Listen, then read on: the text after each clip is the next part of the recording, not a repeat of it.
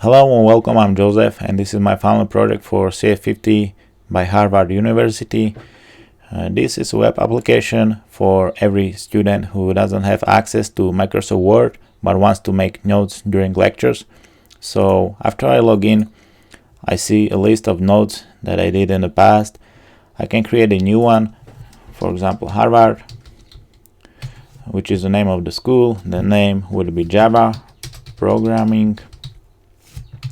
IT would be degree would be IT, and subject would be programming. So as you can see, I created a new node.